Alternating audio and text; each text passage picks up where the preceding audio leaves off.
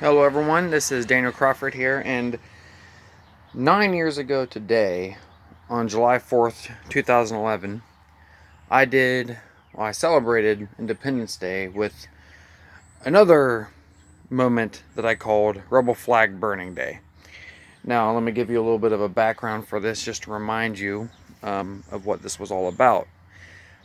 20 years ago, um, 20 years ago last month actually, when I was 15 years old, my grandfather took my cousins and I on a vacation to North Carolina, the Outer Banks. While there, I purchased a couple rebel flags as well as a number of other things for souvenirs. Why did I do that? So I did that because I was obsessed with history. I was obsessed with the rebel flag, and I didn't think of it at the time as being a racist symbol. I just thought of it, hey, it's a fascinating flag. I was interested in the fact that there was a part of the country that had separated from the rest of the country, but I didn't fully appreciate at the age of 15, the whole range of reasons why this flag is still being flown today. I just saw it as something interesting to own. Now, 9 years ago, I had made a pledge to burn both of my rebel flags. I burnt the bigger one, the one that I used to hang up in my window when I was 15, like an idiot. um, but I couldn't find the smaller one. I did find the smaller one, though, about 3 years ago, and I had always made it a pledge to myself to find, to take that smaller one and burn it and record it. So here it is. Um, and I want to get into a little bit of something here before I actually do this.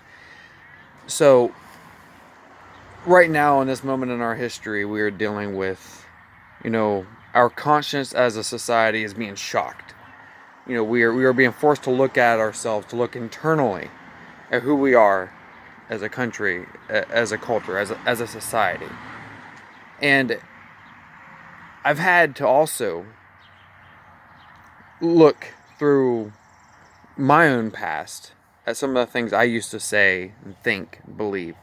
No, I've forced myself to explore this in the past, over the past few years as well. There was a time when I shamefully used to tolerate racism around me, bigotry around me. When I was younger, up until I was 19, I was shamefully bigoted towards people who were part of the LGBT community. I looked down on them as as sinners, unfortunately. And it took it took a really good conversation with someone who was gay when I was at a political rally.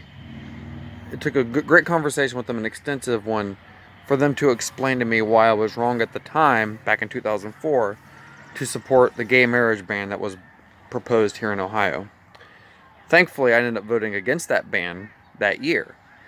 Uh, my heart was turned in the right direction, but it took a couple more years, actually about 3 more years, for me to address the full range of bigotry that was lying underneath.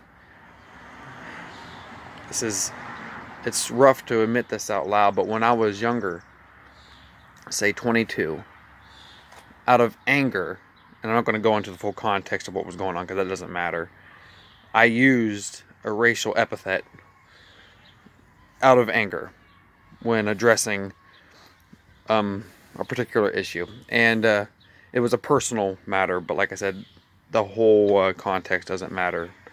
The only thing that matters is that I used a term that I should not have used. And doing that, it's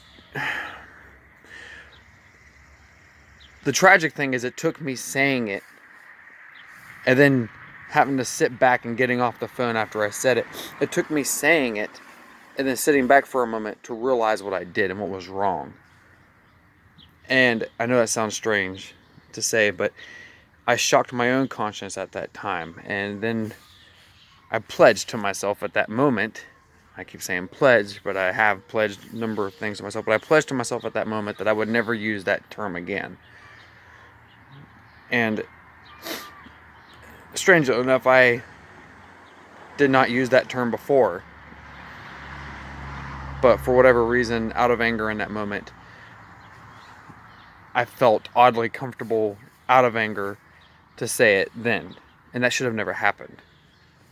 Now, as a father of 2 kids, I'm determined to make sure my kids never feel comfortable using that. Doing my part to make sure that no one ever feels comfortable using that. And part of how we address that, every level of bigotry that exists in our society, is by looking deep down at ourselves. So that's what brings me.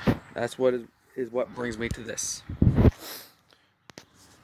flag that I think needs to be addressed.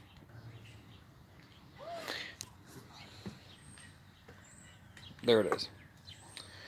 So I'm going to take it over here to prepare to burn it.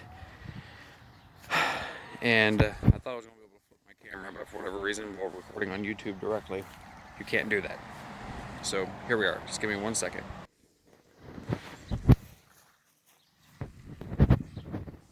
There it is. And here this is.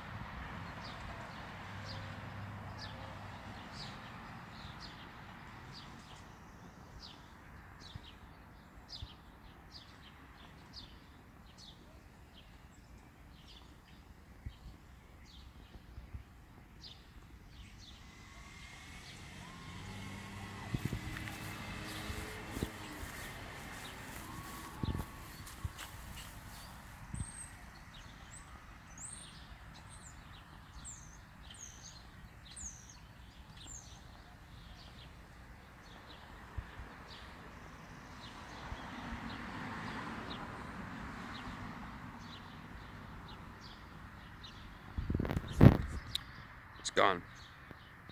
Thankfully.